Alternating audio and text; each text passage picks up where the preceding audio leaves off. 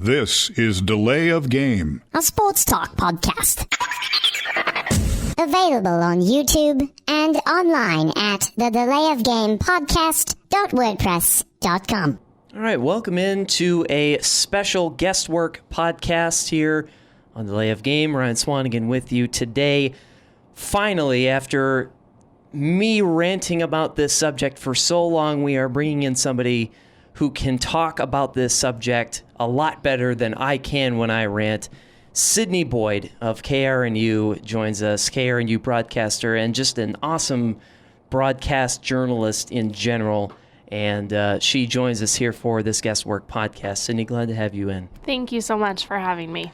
The subject, we'll just dive right into this. The subject is the problem that is college athletics not tackling the issue of athletes sexually assaulting women. Basically, the issue of college rapes that are happening, and a portion of them involving student athletes. But this also kind of goes beyond the realm of sports. And the reason why we bring in Sydny Boyd is because, unfortunately, Sydny is a victim of this subject.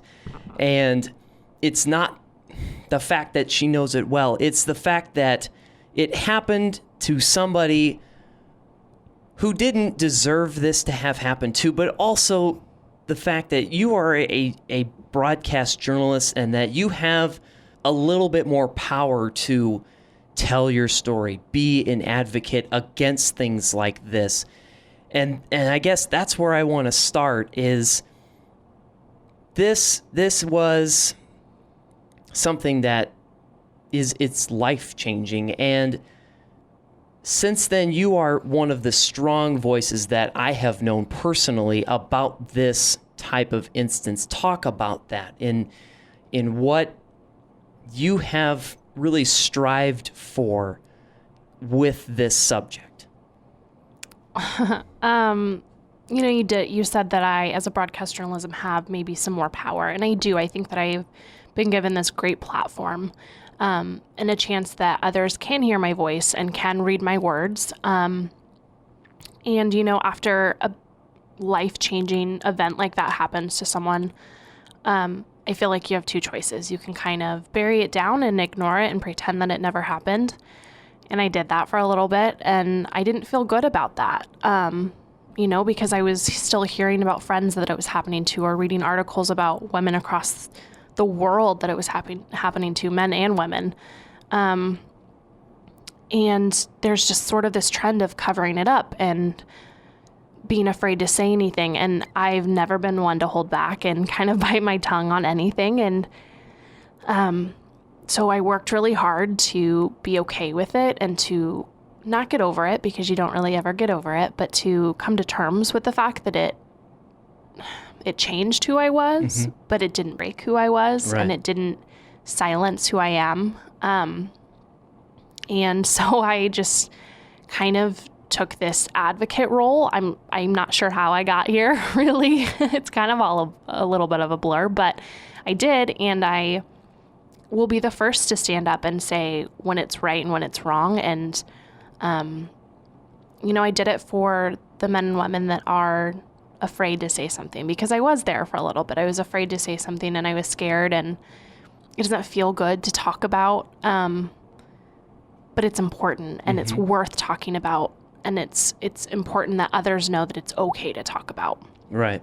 And this is, as I said, this is such a very gripping subject that a lot of people are afraid to talk about. Not necessarily the victims, but people who hear about these things happening and they don't want to discuss it because they're uncomfortable about it. And that's really what happens in society a lot, with not just, victims of sexual assault or rapes or, those topics. It's, racial slurs that are being thrown out there. And just when it comes to respecting people, it's as if not just sports broadcasters, but people in general just kind of don't understand. They don't get that part of it's a simple fact of respecting one another, and we fail to do that so often as a society. And people who are in this position of being able to talk about it to the masses don't utilize that option as much to say, hey, we have to stop this crap that's happening out there. And it's really just mind-boggling to me, and that's why I rant about it so much. And I remember when you published your story about a year ago, I remember we shared that emphatically on our Delay of Game Facebook page and Delay of Game in general, and talking about it. And it's just, honestly, I feel like you have given me a little bit more courage to talk about it on my own show and say, hey, we've got to stop this. Not just address it and look at the fact of it all. We've got to put an end to this. And that's why I have you on the Guesswork podcast today, because I feel like I should have had you on a lot sooner. Way sooner, in fact. So I'm trying to make up for what I can with lost time with that. But going into this subject, and it's not a thing that happens in Lincoln, Nebraska. You're still a student here at the University of Nebraska-Lincoln. It doesn't just happen here, and I've talked about this so many times. It happens at places like Baylor and Missouri and Florida State and other institutions, Vanderbilt. What do you think when you see things like this happening at those institutions, especially some of the pristine universities in our country, like Florida State, like Vanderbilt, Baylor, Missouri, etc.? It breaks my heart because it happens everywhere. It happens every day, many times a day. And you would it's an uncomfortable subject. It's uncomfortable for those affected. It's uncomfortable for those hearing about it. It's uncomfortable for the universities because they obviously have a legacy and a reputation to protect and uphold. And when something like that is kind of thrown at a university, of course their first instinct is going to be to cover it up and say that it never happened. But that's encouraging the issue. That is saying that we're really sorry that happened, but it's probably just best if you don't say anything about it because we do have a reputation to uphold. Protecting the brand. Yes. And that's a stigma that I feel has to be broken. Absolutely. It's never going to stop if that stigma isn't. Exactly. And it's about, if institutions are saying, especially athletic directors are saying that, we are all for the student athletes, and chancellors and presidents are saying, our number one priority is the student body and, making sure that they can succeed here. Then when something like this happens, do universities put this down and they backtrack on what they say? That's the frustrating part about this, is it shouldn't be about protecting the brand. It should be protecting about really human lives. At the end of the day, when you boil it down, that's what it should be about. And that's what's not really happening. It can only go so far with students saying these things and raising awareness, but until universities themselves actually step up to the plate and come through on what they put out there in saying, as you said, things like this really aren't going to change. And it's disturbing. Oh, absolutely. Yep. Going on into this further, do you think that college institutions should stop protecting the student athletes that are guilty of these not violations, but guilty of these acts? Oh, absolutely. I think one of the most well-known cases like this is at Florida State.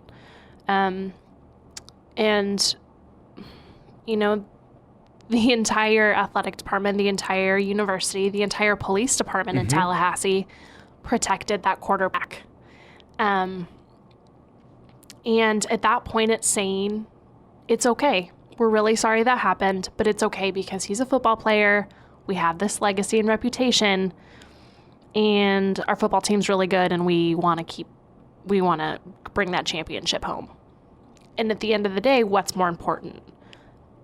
This tragic event that completely altered this young woman's life and changed her forever, or saying, oh yeah, we are champions. At the end of the day, why is that more important? As anyone knows, everyone that knows me, I am a huge Husker fan. I love Husker football. And I cheer for Husker football all the time. Saturdays are great days. But I would never ignore something that is so tragic and horrific just because I'm a football fan, and that's so important. And there's a Title IX investigation that is still ongoing, actually. This has actually, I think, been going on for about a year now, that this Title IX investigation has taken place at Nebraska. What do you think about that? Because it seems as if it's gotten lost in everybody's mind that it is still going on, that Nebraska is not innocent of these matters. They're not guilty, but they're not innocent because there's obviously an investigation going on. But as we talked about a year ago on Delay of Game, around this time, maybe a year and a month or two, these things happen on campus, and they are happening, and they are still happening. And it's the lack of prevention that's the frustrating part. But going back to the Title IX thing, what do you think of all that? I think it's a little bit of a cop-out. I think that in recent years, sexual assault has always happened, forever and ever. It's always happened. But I think in more recent years, it's come to light, and it's been this college campus and this small school and this university, and all of a sudden it's kind of popping up everywhere. Mm-hmm. And I think that a quick fix for universities and colleges and small schools was to say, oh, we're just going to hire a Title IX director, and anything that has to do with sexual assault will go through them. And because there's so many, the stack on their desk is piling up, and it's we'll get to it. It's under investigation. We'll get to it.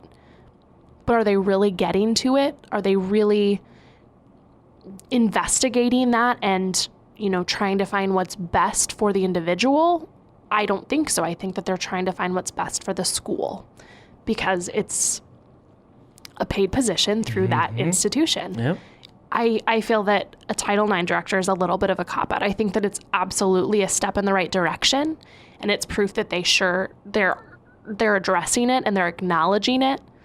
But are they fixing it and actively doing something about it? Absolutely not. Yeah.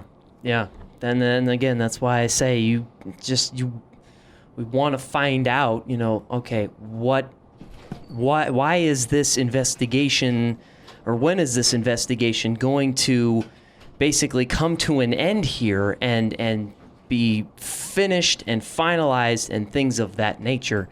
So I guess that kind of answers the question, does this go beyond just student athletes in general, doesn't it?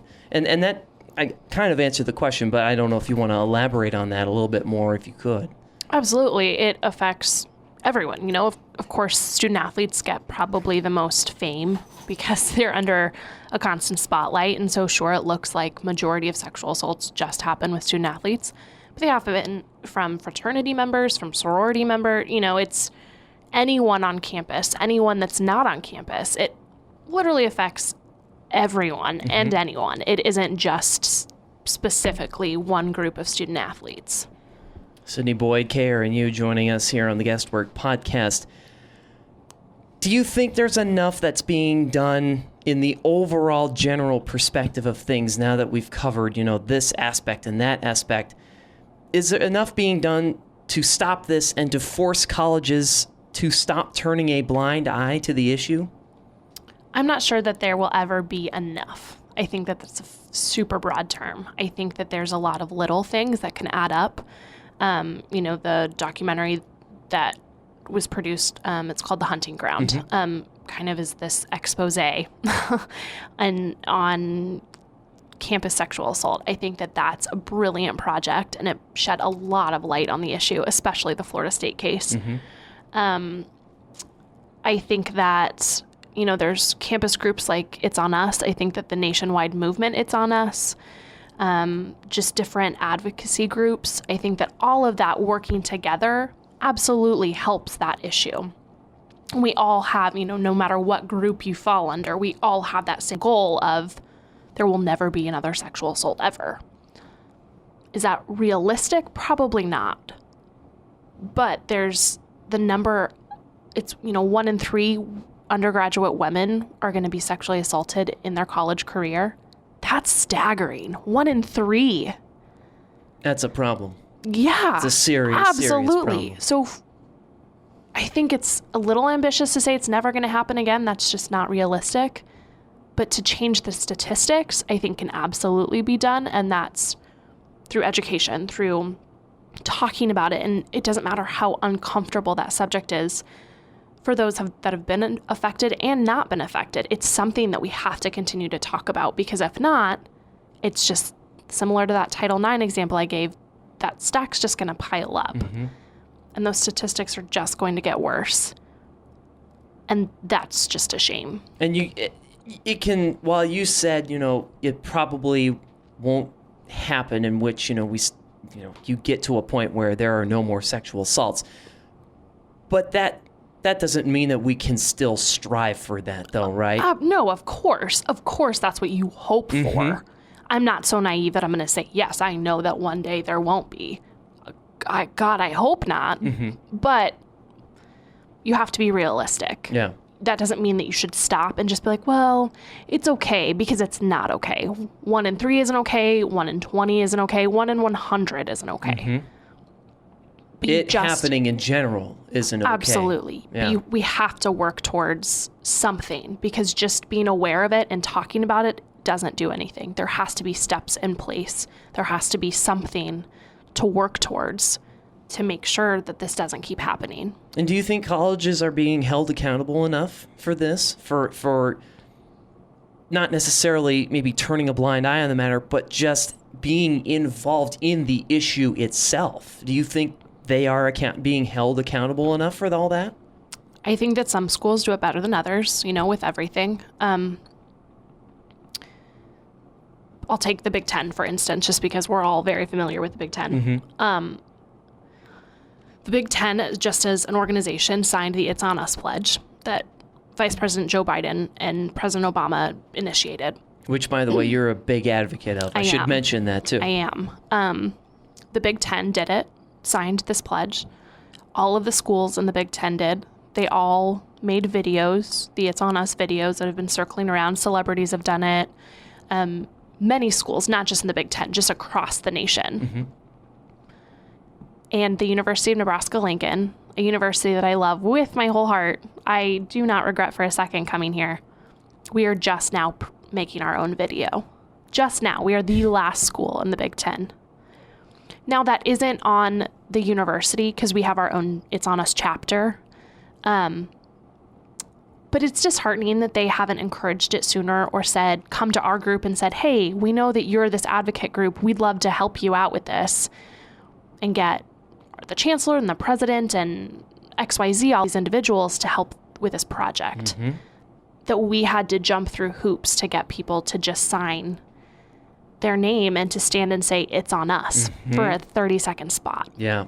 It just blows my mind. So I don't think that they're turning a blind eye to it necessarily, but I don't know that they're actively helping the situation either, because it's, again, an uncomfortable situation. And I think it's easier just to not say anything. And as I said, that's what's really, I guess, disgusting, because it's a simple question of, why wouldn't you want to help these people and help stop it? Because this is a black mark on your institute. And your institute is about making sure that it is the best place in the nation, whether it be Vanderbilt, Penn State, Nebraska, Colorado, California, Stanford, Arizona State, wherever in this country, Texas, West Virginia, Florida State. It is their job the leadership of those universities to make sure that it is the best place in the country for students and student athletes, but more so just the students, because the athletes fall into that category too, to be able to learn, to enjoy their college time, and for them to not worry about these things happening. Just look at what happened last week at Texas. A freshman dancer was murdered by somebody down there, and think of how that could have been prevented. Think about all these things, all these black marks on institutions, and how they could be prevented in the simplest of ways. It seems like it's a simple thing, but it's not made simple.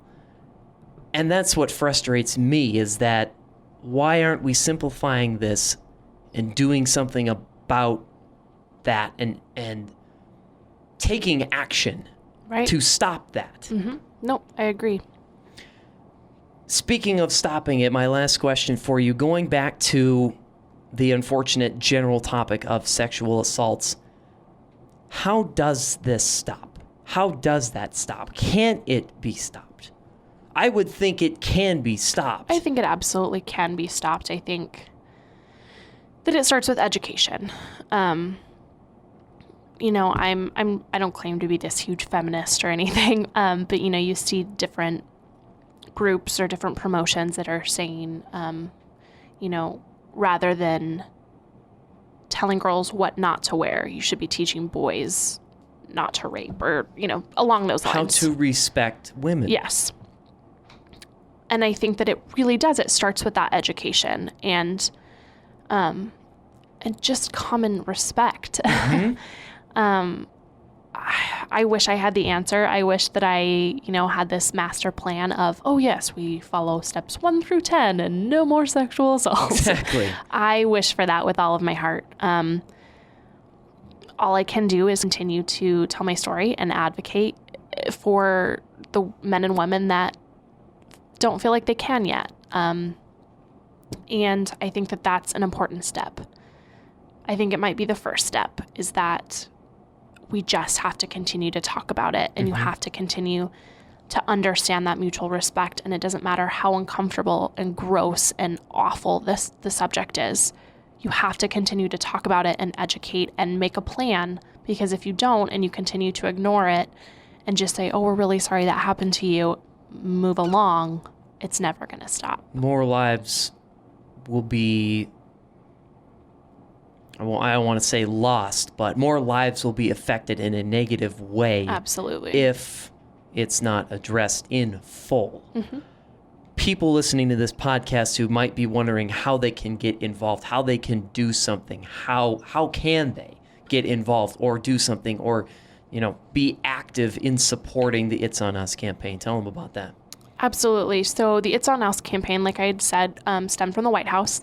You can go onto the website, itsonus.org, and sign the pledge. We have a group here at UNL. We just made our first video. We're super excited about it, and it is set to premiere at the spring game on the 16th.